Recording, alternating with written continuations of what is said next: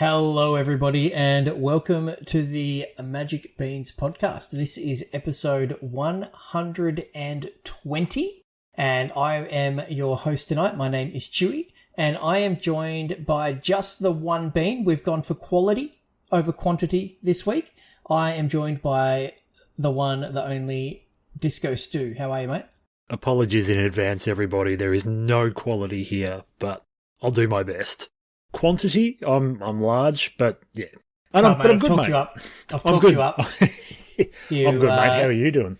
Yeah, I'm all right. I'm all right. A bit like you, just been packing to move. And we both kind of move on the weekend, but you're kind of already packed because you're at the folks, and I've got like a month of interim accommodation till I actually get the keys to my new place. So I might come crash on your couch at some point. Yeah, go for it. Absolutely. I'll bring some decks. I mean, I'll be taking up most of the couch already, but...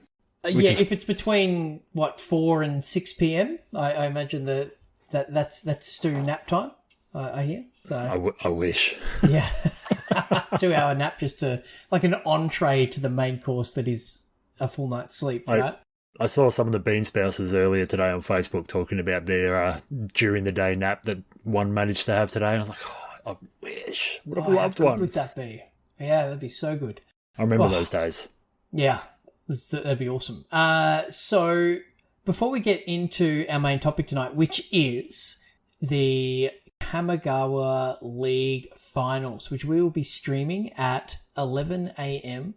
Melbourne time this Saturday. So join in on Twitch at twitch.tv/magicbeanscast. We'll have full coverage of the top 8. We've got a whole bunch of giveaways and lots of fun. As always, the guys behind the scenes have leveled up the coverage once again, and the guys like yourself, Cracker, and my good self aren't really leveling up our commentary skills, so we'll do our best. But I've missed the last couple as well, so I'm going to be super rusty. But I'm looking forward to finally getting back behind the camera and in the host chair again. It's going to be fantastic. You're fresh, mate. You're fresh. Yes, that's good. That's good. But the Kamigawa League is part of our tournament series, and the tournament series is brought to us by whom, Stu? The tournament series is brought to us by Josh and Pat's MTG Bazaar. They are a Facebook auction site with nightly auctions and all the special stuff on weekends. You can find them on Facebook or just type into your search bar jpmtgbazaar.com.au. I may have got that completely wrong. No, you nailed it, mate. But it's in the show notes. Going to nail commentary on the weekend. Oh, I'm on fire. But look, we're super appreciative of everything that Josh and Pats do for us, and the tournament series, it wouldn't exist in the way it does without their support, and we're just really grateful. So yeah, make sure you get across and bid on all their cards and let them know the bean sent you. Absolutely, and I saw an announcement today that Josh and Pats now have a kiosk set up at Jolt Gaming in Canberra.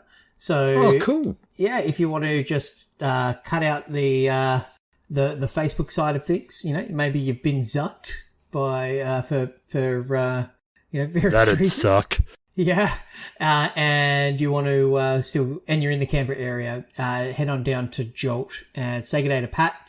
He's there on the reg, and looks like a pretty good crew down there. He sent me a photo today of the play space and some tournaments going on. So shout out to everybody there at Jolt and the guys there at Jolt Gaming, because it could be a pretty cool little partnership between that org and Josh and Pat. So pretty exciting stuff. That's awesome. Yeah. Yeah. So as I mentioned, we've got our Kamigawa League happening, finals of the Kamigawa League happening this weekend. So today, a bit of a special episode.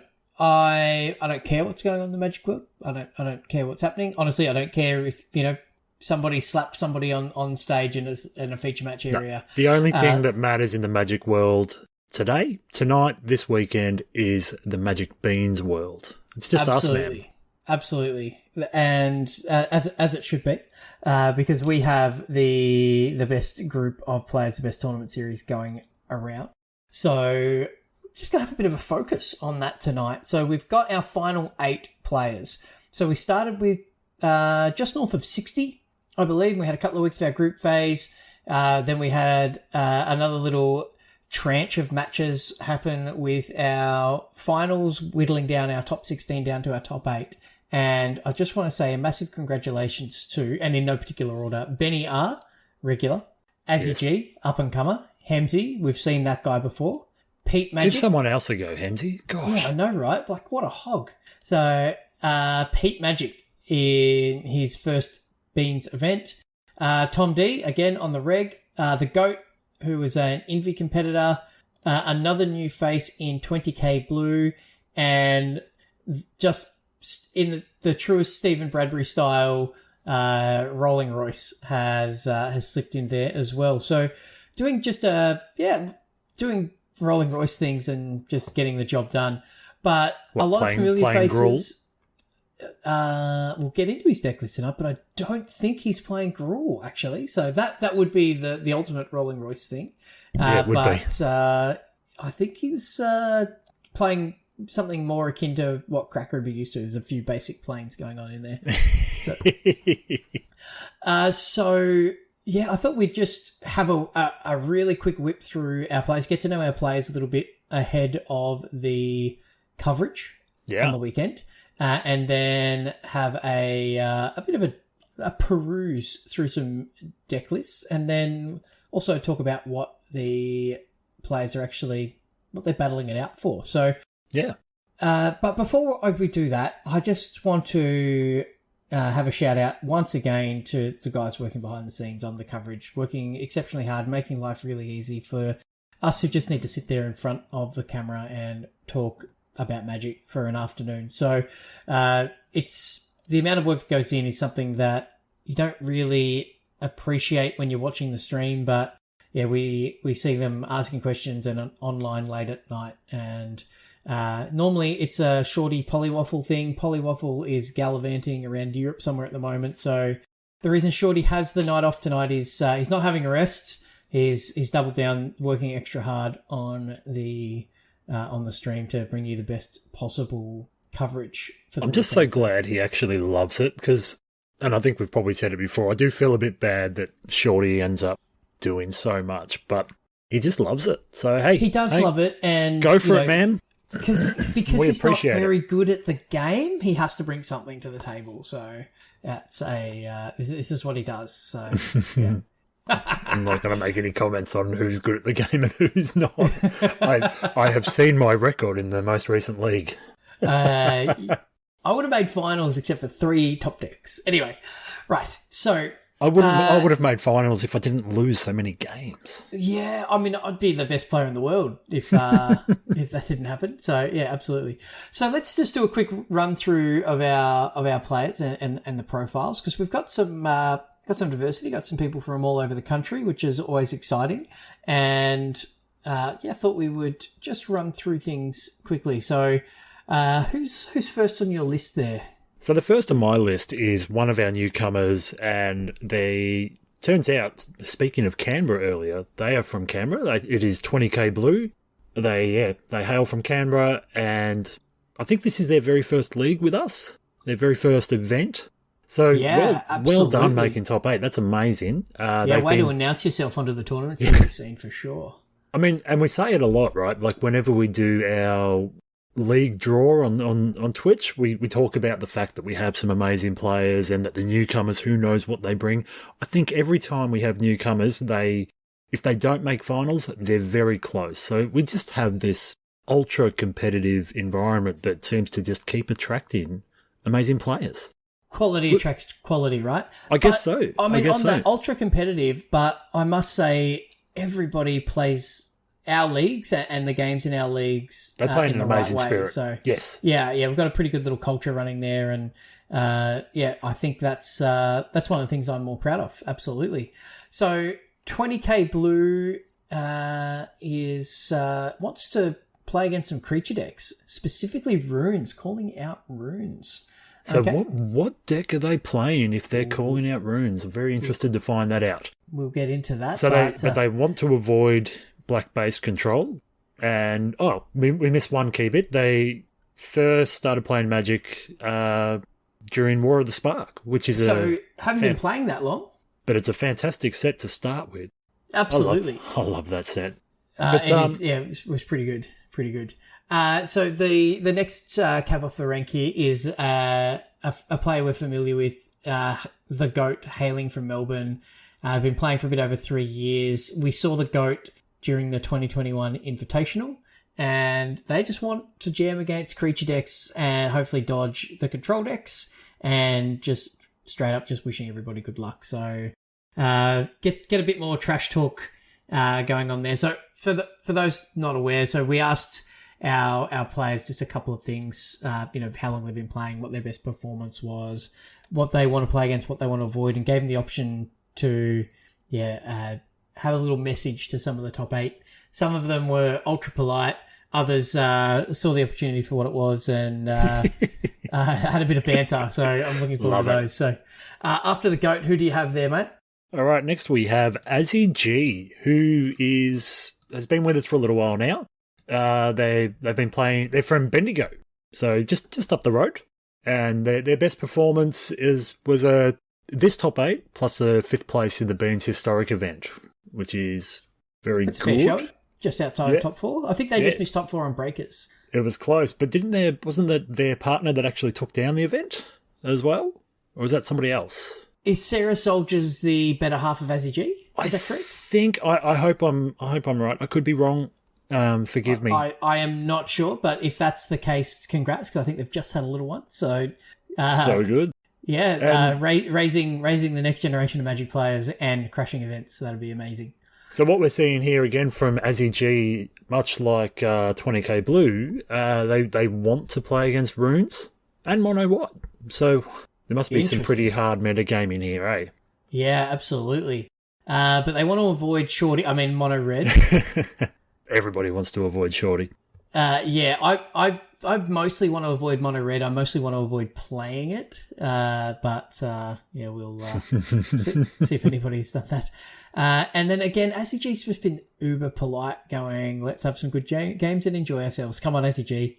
I know you're from Bendigo. I know you've got some quality smack talk. If my other friends from Bendigo are anything to go by, you don't mind throwing it down a little bit. So yes, and you can find the Azzy G on Twitter at Azzy G.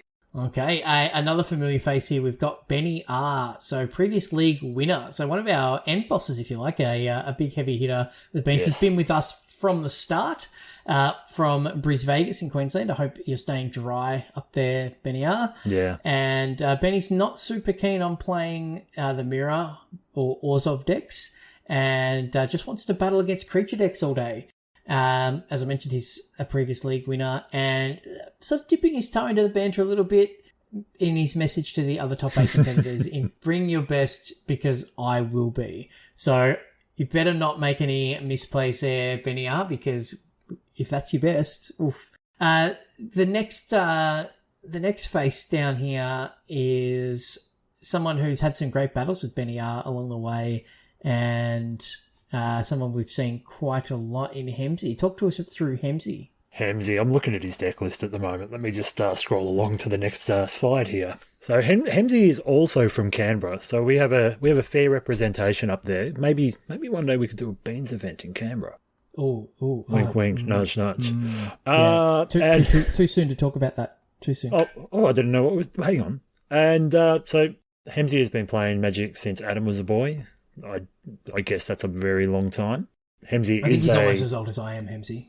Hemsy did win the very first 2020 Magic Beans Invitational, and kind of has been resting on those laurels ever since. I think it's fair to say.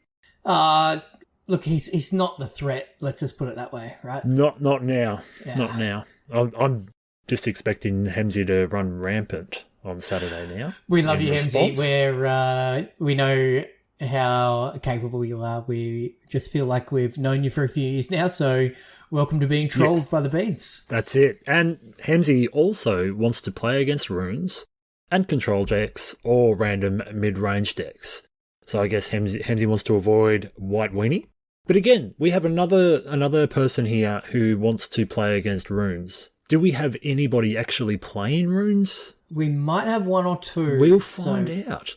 So, what's this? Hemsy has cleaned up his deck since the group phase, so I think Shorty should just order the trophy with his name on it already. All right. Love it. Some confidence there, Hemsy. That's pretty good. It's very good. Yeah.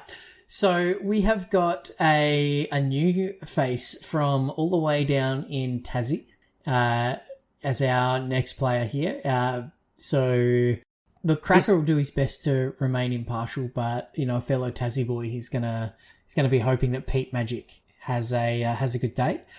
He's from the north side of Hobart, and he's been playing since Oath of the Gatewatch, and this is his first Beans event, and he's made the top 8. And he's been really nice. He says doesn't have a preference on matchups. Very happy to have come this far, and the feeling that he's got here, and this is a pretty good endorsement for the league itself, feels like a PPTQ top 8 that he made in regional New South Wales a little while ago. So that's awesome. Stoked to have you, Pete Magic, and I know that there'll be one cracker who's hoping that you crush it. What about Tom D? Have we seen that guy before? Oh, I think we have. And I also think Tom D has beaten you in a top 8 of a PTQ. So you talked about Hemsy resting on his laurels. That was some time ago, right? Yes, but Tom D. I would say that this was before that, but as if you're never not going to bring up the fact that you beat a Bean in a top 8. I mean, I still bring up the fact that I annihilated Shorty in a third place playoff in our very first Beans League where we only had 14 people. The point is it happened, and that's. Look, I actually don't mind Tom D talking about this whenever he wants to, because it just reminds people of that time that I also made a top 8. So, have at it, Tom D. I really don't mind. I mean, not that you ever miss an opportunity to bring that up as well. No, well, I mean, I need to remind myself because I've made so many top 8s over the journey, It's hard to keep track of them. No. If I ever make a top 8, I'll be like our friend Pete Magic in Hobart. I'll just be happy to be there. Yeah, no, and that's it. And something a little non-MTG related, and we can see from the profile pic here, Tom D has well and truly married above his station, punching well above your weight there, Tom D. I think we've got one more player to discuss, then we'll move on to the deck lists. Rolling Royce. Who are we missing? Oh, the Royceinator. Yeah, so a mainstay, you would say, right? Big time. And fellow guest commentator, right? Absolutely. Has a bean sprout, I believe, and done some guest commentary. Yeah, absolutely. So he's from the Gong in New South Wales. He's played for about 5 years. I think he's played both Invies, if not at least the last one. Someone who's definitely taken the banter to the next level. He's seen the opportunity and taken it for what it is. And right down to, look, he tried with his profile picture. He really did try. But when you still look like you're 13, it is hard to be intimidating. But he's tried to be as intimidating as possible. They're Rolling Royce. So, and it looks like Royce wants to avoid P-Jaw, which, hey, tick, you've done that. Yeah, P-Jaw missing out on top 8, but has beaten Royce a couple of times in some high-stakes games. And his message for others in the top 8 is the only thing more intimidating than my record is my profile pic. So you'll have to tune in on Saturday to see the profile pic to, make your own discernment if that profile pic is indeed intimidating. I don't want to lead anybody, but it's not. It's really not. But we appreciate the effort. So let's take a look at some of the deck lists here, because that's what everybody's really here to tune in for. So we will, I guess, jump straight into it, right? We've got let's go with 20k blue, because I think this is a pretty cool deck. I'll run through the deck list really, really quickly. I won't go through every card. I'll just call out some of the key cards. So let's do it. Outland Liberator ×4, understanding that there's plenty of enchantments. Yes, perfect. Innkeeper, Apparition, Faithful Absence, Reckoner, Bankbuster, 4 copies of Fable of the Mirror Breaker, which goes quite well with a Seeker's Chariot. There's some Showdown of the Scald, some Wandering Emperor. The sideboard has some Brutal Cathars, some Spellbinders, some Lion Sash, some Wedding Announcements, some additional removal. There's a couple of creature lands. There's a Sokenzan.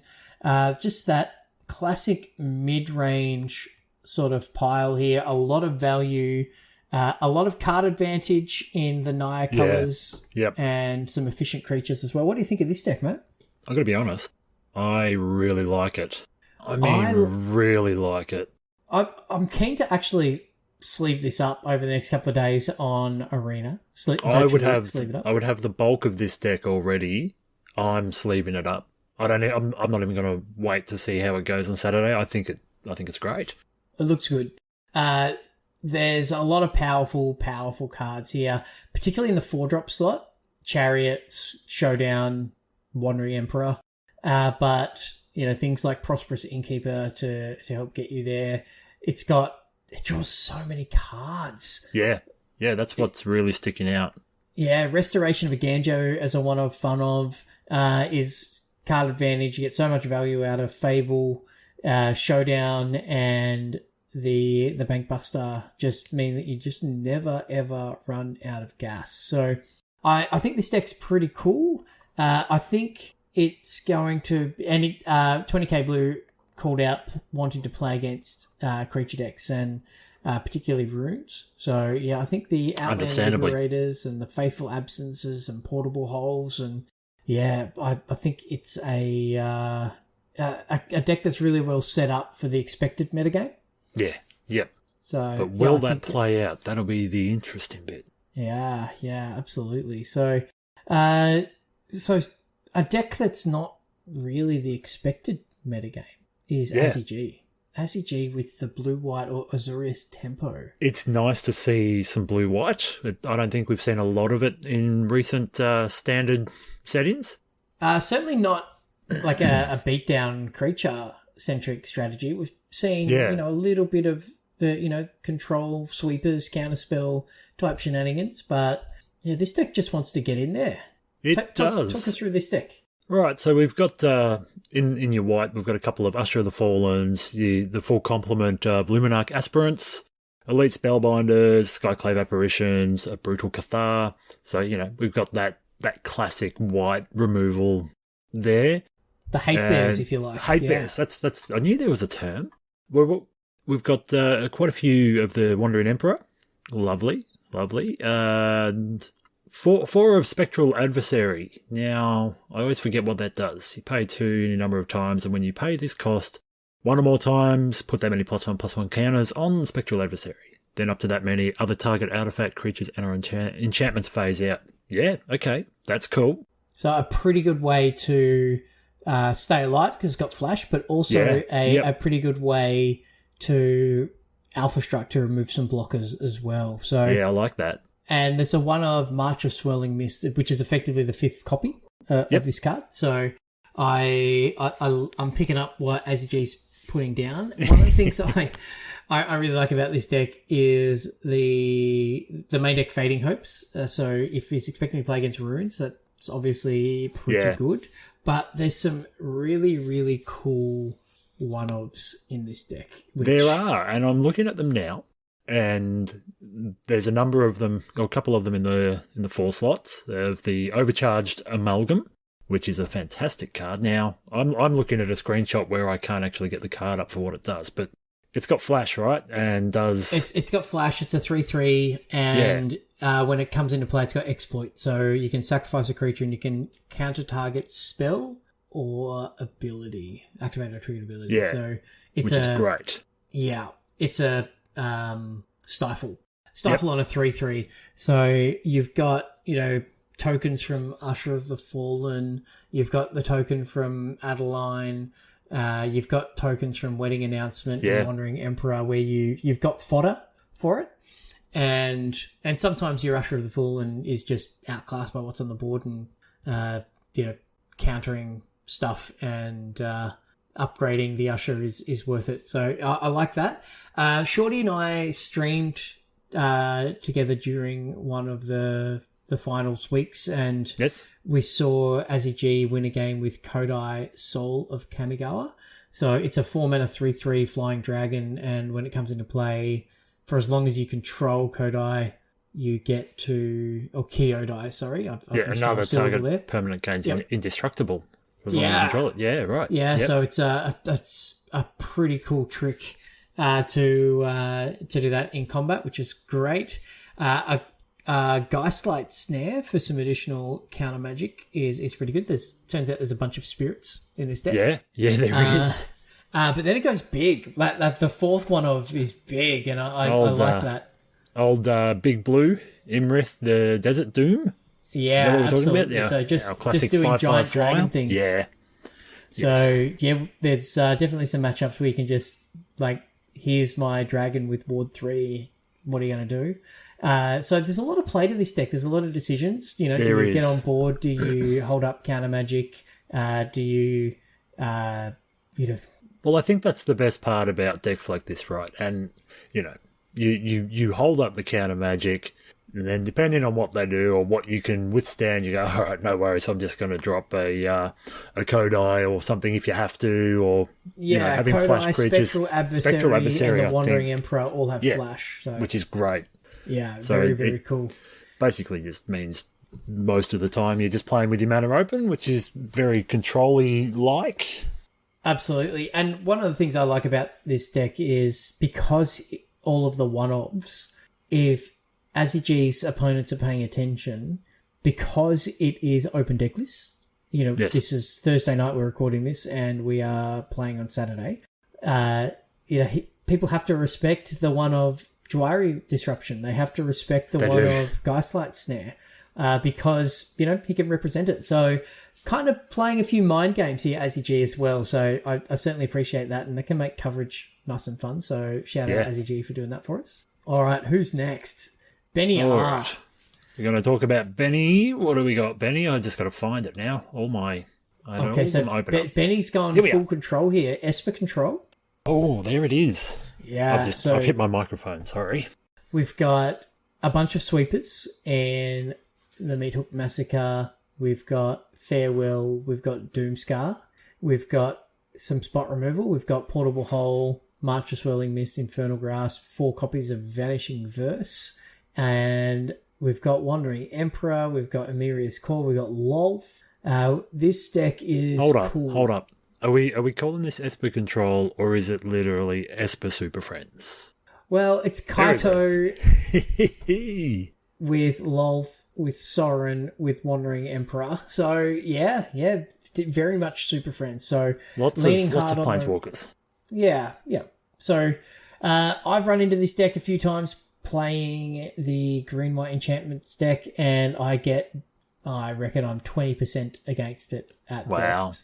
So the Vanishing Verses and the Sweepers and things can cause all sorts of issues. And in the sideboard, Duress, Ray of Enfeeblement kills Adeline, Disdainful Stroke negates, Graveyard Trespasser is handy, Henrika is a very cool addition to bring in against mid-range decks, and another copy of Farewell just in case people are deciding to go down the enchantment route. So, what do you think of this deck? What's your impression of this deck? I'm understanding why you've probably only got a 20% win rate against it. I haven't seen it much, but I haven't been playing ladder a whole lot. I've been stuck on drafting again. But I really like the look of it. It's just... The only reason I wouldn't play this on the ladder is it doesn't play games very quickly. So you'd win a lot, that's right. But your game rate will be slow. But as long as you're winning, that's pretty good. You're just keeping that board clear, right? Keeping it clear till you can start dropping some bomb planeswalkers, which at the same time you can, Lolth. I love that card, but I hate that card. Do you know what I mean? I love that card when it's on my side of the table. Yes, absolutely. There's a Professor Onyx just like chilling there as well as a Onyx as well. Yes, there is. And that you play a lot of spells in this deck. And what I do like about this deck is the Reckoner Bankbuster can just close out the game quickly. It can. Yeah, so it's not relying on, creature lands, which lets it hold up more mana. It can just draw cards off the Bank Buster until you're ready to turn the corner. Once you've got control of the game, then just start attacking for 4. And, it just gets it done. So, and, with Lolth, Sorin, Kaito, the Wandering Emperor, they all make creatures to accrue it. Yeah. So it very rarely will get stuck, being a useless card after you've already, after it's already been a 3-for-1, it doesn't become useless after that, which is pretty great. Yeah, absolutely. So yeah, I reckon, Benny's in for a good showing. I think this is a strong deck choice. So absolutely, and it's starting to.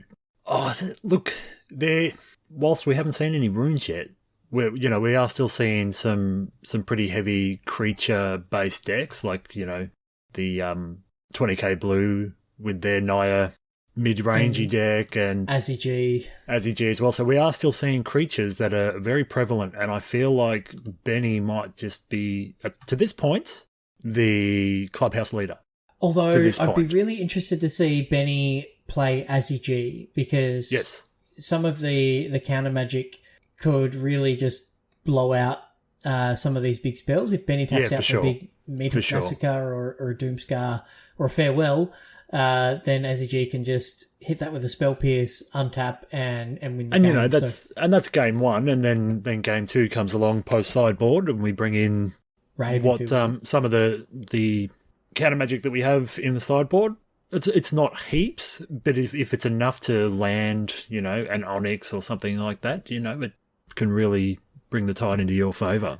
Yeah, absolutely. I think it could be a real, be an interesting matchup. I hope we get to see that on camera. Yeah, me too. Yeah. We've got some spice. We've got some spice here with Hemsy. We do.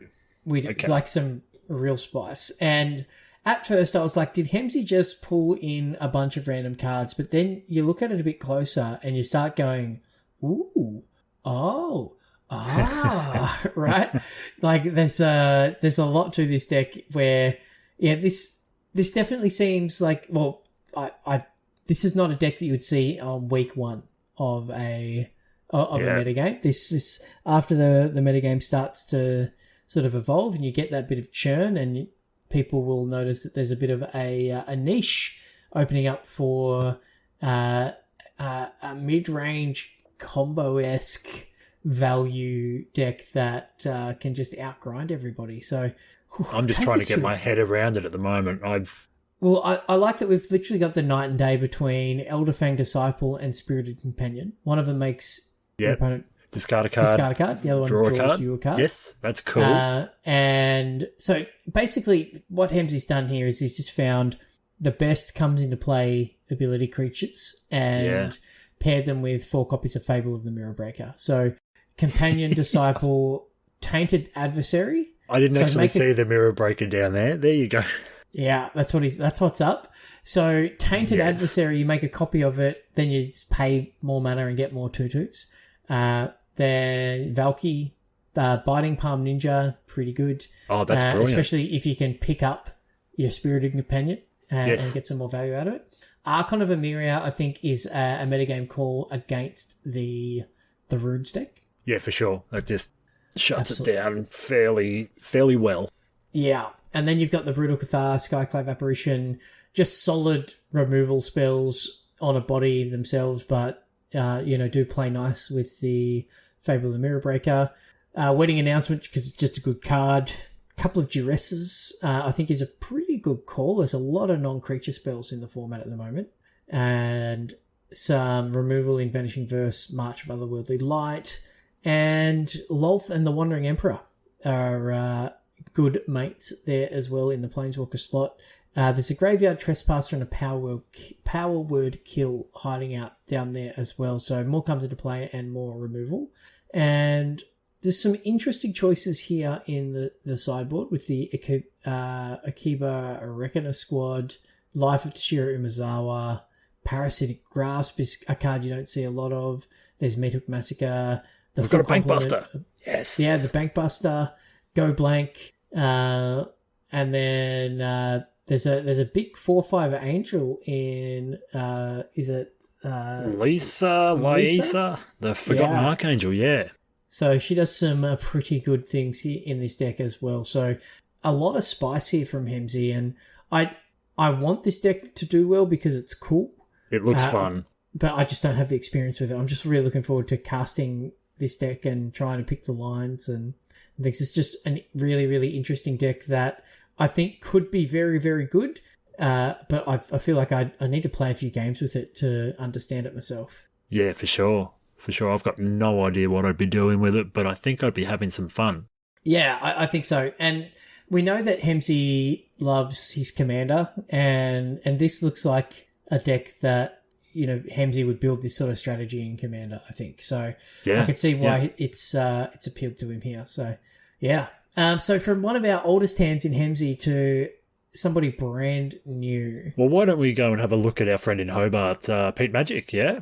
Yeah, absolutely. So, so a deck that we haven't seen from Hemsey to something that we're all pretty familiar with here. We are very familiar with this, and here it is, folks. We have Naya Runes. It happened. So I think we'd all be aware of the deck at this point. Is there anything that's standing out to you, Chewy, in terms of, is there anything different than what you've seen, or very much Naya Runes? It looks pretty standard here. It's got it's Generous Visitor, Jukai Naturalist, Runeforge Champion, and then a whole bunch of runes and things to find runes. Kami of Transients scattered in there for that rebuy. It's got a couple of copies of Hallowed Haunting to go with Showdown of the Skulls at the top end, but that combination of Jukai Naturalist and Runeforge Champion, I don't know if you've ever played against this deck where they go turn 1 Generous Visitor, turn 2 Naturalist, turn 3 Champion. I play this deck. I do that. Yeah. It's look, it's a very, very powerful deck. I've had a good run against it. Yeah. Just playing, you know, enchantment based removal for their creatures. And I think people are prepared for it, from what I'm seeing with... yeah, absolutely. But this deck is quality, and it asks the question, and there's the old adage of, you know, there's no such thing as a wrong threat, and there's just wrong answers. And this deck has so much card advantage and so much value that it can beat absolutely any deck on the way. So people might go, I'll just play a few Fading Hopes and I'll just beat runes. That's not always the case. No, it has legs, right? And it doesn't matter. I have won games with this deck, and you know, admittedly lost plenty too, but I have won so many games where I probably shouldn't have had a right to. You know, you're sitting on 1 life and you're like, well, I'm dead next turn. Oh, hold on. I'm just going to play a Jukai, and, you know, like, this is late game stuff, and you can still just flood the board. Do you know what Absolutely. I mean? And all of a sudden, just out of nowhere, you've landed a Hallowed Haunting, and you've now got Flying and Vigilance and a whole bunch of life linkers as well, and you just, okay, turns out I'm not dead. Yeah, turns out they are. Yes. Someone call an ambulance, but not for me. Yeah. So many memes. Oh, it's so good. So Pete could definitely crush this event. He's basically gone, this is the best deck, and I'm going to jam it. So we'll see how they go. Good luck in your first top 8, Beans top 8, Pete. Looking forward to covering this, and we'll see if we can get you on for Pete's matches, Stu, because it's a you've got some experience piloting the deck where I don't. So yeah, very good. Rolling Royce is not playing Gruul. Rolling Royce is playing, as Cracker would say, right?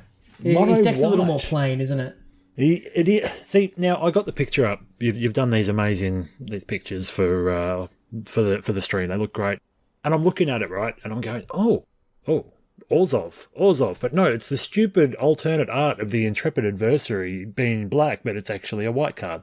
Oh, okay. It's the nighttime thing or whatever it is. Yeah. It's just thrown me right off. So what we did is we got the guys to give us an extract from export of their deck from Arena, and we plug that straight into a website to give us the deck list. So what this does is give us the matching card styles and art choices that they'll be using hopefully on stream. So hopefully that works. So if you we're talking about a visual thing in a in an audio format, but you'll just have to tune in at 11 o'clock on Saturday morning to see what on earth we're talking about. But yeah, mono, white, beatdown, white weenie, whatever you want to call it, kind of a pillar of the format, really, isn't it? Oh, it is. It is. It's very, there was a lot of talk about when Faceless Havens got banned, just how well will mono white go. Well, I've got to be honest. I think it got better. I think it got better. I think they were hampering themselves trying to play Faithless Haven. That might just be the case, right? Like, the deck is so solid, and I don't know how many times it's probably the deck I have the worst win rate against. Yeah, I definitely turn 1, Hopeful Initiate, into turn 2, Thalia, into turn 3, Redain. I'm like, okay, that's it. I'm done. Absolutely. And we saw this do really well against runes in the alchemy format, right? Yeah. But yeah, it's got some beatdown. So 8 1-drops, and then it's got Intrepid Adversary, Luminarch Aspirant, what a magic card. Oh yeah. As the 2 drops with Thalia. And then it gets nasty from there, right? Like Adeline is an absolute beat stick. Elite Spellbinder, Skyclave Apparition. It's just got some really, really efficient white creatures. It's got the Wandering Emperor, because if you're playing white, you should probably be playing the Wandering Emperor. Absolutely, yeah. And Legion Angel with as a one-of with 3 more hiding in the Good sideboard. to have. Yeah, absolutely. And yeah, and like Valorous Stance and Portable Hole to go into the removal slot with the apparitions, and I think there's some Brutal Cathars in the board as well. So there is, yeah. And from a sweeper protection, even though if you have to pay extra for your sweepers because of Spellbinders and Thalias, if you still manage to get one off, Cave of the Frost Dragon and Crawling Barons can get through the last few points of damage on their own. One of the things I love about this deck against the format that has a lot of enchantments, Hopeful Initiate, Luminarch Aspirant, you just have this 3 mana disenchant on a stick, and it's you can get to a point in the game where it just locks up the game. So you attack, you trigger the training, get in the damage, and then blow up their best enchantment, and rinse and repeat. They have to pay extra for their enchantments with Thalia and Spellbinder, and then you just blow them up anyway. It's really hard to play against. At least that's what I find. But, there'd be better Magic players than I that are probably like, it's fine. It's actually really easy to play against. Oh, okay. But, that's a solid deck. It makes you play against it, though, right? Like, you can't just do your thing. This deck actually makes you... You can't just be your own linear... 2 ships in the night type strategy and hope that you've got the more powerful one. This makes you play Magic. So yeah, that's right. Exactly.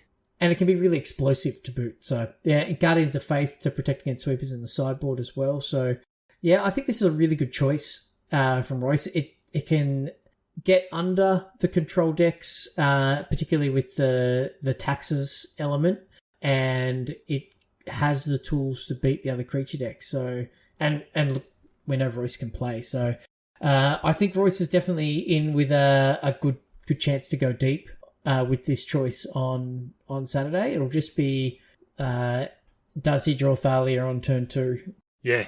Yep. Yeah. And he will. Because he's Royce, yeah. I'm just going to put that out there. He will.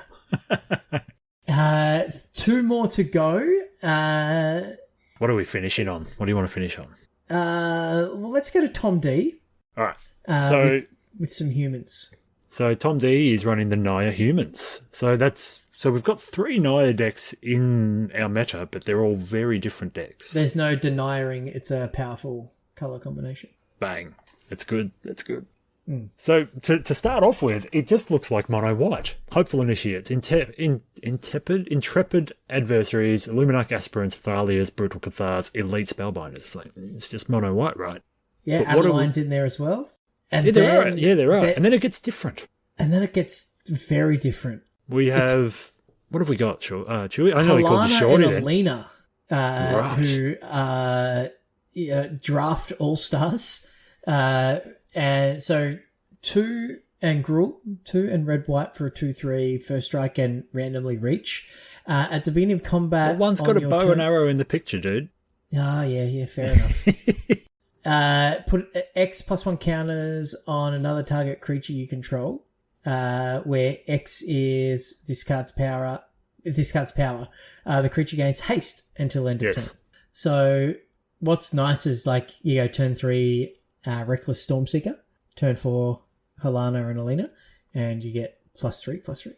And then there's Sagada, which is a Glorious Anthem, and Intrepid Adversary and Luminarch Aspirant. You know, you just stack your triggers so they resolve, and then things get bigger. And everything you play has haste because you've got 5 things that grant haste, and you just beat down. And according to Untapped GG, in best of 1, this is the most winningest deck. I believe it. I have struggled against it on the ladder a number of times. It's very, very good. So it gets big very quickly. Absolutely, but there are some decks here that have kind of got this in its sights. So we'll see how that goes. But yes, yeah, we've got the sideboard's pretty interesting as well. Strict Proctor, pretty good. Archon of Emiria for the Runes deck. Guardian of Faith to protect against the Wrath. Some Redain, some Apparitions. The obligatory Wandering Emperor because you have white mana. Got a Circle of Confinement. Take that, Runeforge Champion. A 3rd copy of Valorous Stance and a White March. So it looks like you just pull out the Gruul cards and go full mono white. Yeah, pretty much, right? So that's a pretty good backup plan, in all honesty. So yeah, this just a matter of whether the mana base stacks up for that, though. Yeah, so that is always the issue, but the green white and the red white pathways mean that, you know, there's plenty of white mana, and because you need white mana early. Yes. And Sagada's double white. So yeah, there's a lot of things that tap for white. I think there's only 4 lands, which is the red green pathway that don't actually tap for white. So pretty reliably go. Yeah, you could the mono white plan here, but you're just you're the bigger mid range deck when you're playing against mono white. So which is, if you're expecting the creature decks, this can definitely get the job done. So I like this. This is actually not dissimilar to AZG's deck in its approach to the metagame. They're just doing it in different ways. So AZG's got some bounce and counters, where this is just going sort of bigger and leaning into the same core of cards, just the way that they're executing. So Rolling Royce is kind of the pure form of the white beatdown, and the 2 variants are probably achieving the same sort of thing, but in different ways. So 3 white-based creature decks that are all very good. So going to keep everybody else honest. Yeah, for sure. Lucky last. Tell you what, there are some great decks in here. I'm very excited. But yeah, lucky last. We go to the GOAT. Am I right? We haven't said the GOAT yet, have we? And the GOAT is bringing, we call it Esper Control? Yeah, it's mostly... But I feel like it's more like a moist Orzhov. Let's go with that. Yeah, I think I need to change the name on the little profile here. That one's for Chris. He'll be very happy with that. Yeah, Polywaffle's, eating some tapas somewhere in Portugal or something, and listening to the cast and giggling to himself. So yeah, take us through this deck. This deck's not dissimilar to Benny R's, but has got very similar. But now we actually have. I think Benny R didn't have any creatures in the main, whereas we do have a solitary Henrika Domnathi. I think which is I think Benny had that in the board, and it's a good card too. So it just does a lot of things. Yeah, and it's an edict and. Yeah, but very similar with the Planeswalkers lacking a Liliana, Professor Onyx. Yes. But again, we see the Reckoner Bankbusters, and with those Planeswalkers, a number of ways to create counters in which to counters, tokens, in which to get the reckoner going. Mind you, you eventually just does it itself anyway after you've drawn all the cards. What do we got? Plenty, all the removal. I can't see anything else overly different. Am I missing something here, Chewy? There's no copies of Farewell in the main deck. Couple in the sideboard. Yes. So Benny's definitely made a bit of a metagame call there. Less copies of Lolth and more copies of March of Otherworldly Light. So I think the removal suite's a little different. And there's a lot less counter magic in the sideboard, as in there's only a solitary disdainful stroke. Yeah, so this is going for Benny's going the counter spell route. This is going more of the proactive approach with Rays of Enfeeblement, check for traps. I like the 3 copies of Archon of Myria in the board to stifle the runes as well. So what do you think? Who's going to take it down? So let's do a quick recap first. So 20k blue, Naya midrange, ACG Azorius Tempo, Benny R on Moist Absent, Benny Hemsey on the Mardu midrange comes into play Shenanigans. Probably the coolest deck out of the top 8. I think it's a very cool deck. Yep. Pete Magic is playing Naya Runes, the big bad of the format. Rolling Royce with Mono White, the Goat with Esper Control, and Tom D on Naya Humans. What do you think? I've got to be honest. It's very hard to pick out just one deck and say that is going to take over here. You could kind of throw a sheet over all of them. They're all pretty close, which means that we're probably going to have some great matches on Saturday, right? That's what I'm anticipating. It feels like they all, in some way or another, have a good matchup against each deck, right? Absolutely, It's probably going to depend on who draws better, almost. Yeah, absolutely. Again, these eight players are no slouches. They're all fantastic Magic players, right? Well, they've made it this far, so they must be. They must know how to Magic, right? Exactly. So it's going to be. Saturday is genuinely going to be amazing, and I think we're going to see I feel like we're going to see some of the best Magic on stream for a Beans tournament that we've seen before. Forget Beans tournament, just the best Magic on stream, mate. So what I said at the start of the show still rings true. There is no other Magic this weekend. Only exactly Magic Beans. Right. Exactly. So tune in 11 a.m. on Saturday, which is 2 days from now. So if you're listening to this cast on Friday, the 1st of April, no, this is not an April Fool's. You'd be an April Fool if you miss out on the stream on Saturday. So it will be a double elimination top 8. So we've got our upper and lower brackets, and the upper bracket players have a second chance, and they are playing for, I think it's around $500 worth of cash and prizes all up. So first prize is $140 cash, as well as direct, and this is the big prize, direct qualification to the 2022 Magic Beans Invitational at the end of the year, which, last year the Invitational was worth over $3,000 in cash and prizes. Second, I feel like even 12th place in the Invitational came away with at least a couple $100 worth of stuff. Yeah, it was absolutely phenomenal. Absolutely phenomenal. So, yeah, the generosity of the community with donations, all of our Twitch subs go back into our tournament series. And, of course, we couldn't do any of this without the support of Josh and Pat's at MTG Bazaar, who, give us the lion's share of these prizes. So please support them so they can continue to support us. Second prize, $80 cash. Third prize, $60. Fourth, $40. So much stuff. Fifth, eighth, get $20. Prizes for the top 16 in the form of collector boosters. And we will have a bunch of stuff to give away on stream as well. So tune in. We'll have some things running. Just have hashtag Beans giveaway ready to spam that into chat. Go in the drawer, and we'll be giving away a whole bunch of sweet, sweet swag, thanks to the great guys at Josh and Pat's. So I think that will about do us, Stu. So we will have a probably an historic event in the coming weeks before the new Kamigawa League kicks off after that set is out. So that will also contribute points to the 2020 Invitational. So if you want to get in on that, the best place to be updated on all of that is on our Discord. There'll be a link to the Discord in the show notes as always. There's also our YouTube channel, Twitch, Twitter, just at Magic Beans, and you will find us. If you want updates on some kangaroos, I guess, and other magic-related things, where can they find you on Twitter, Stu? They can find me at mstewie.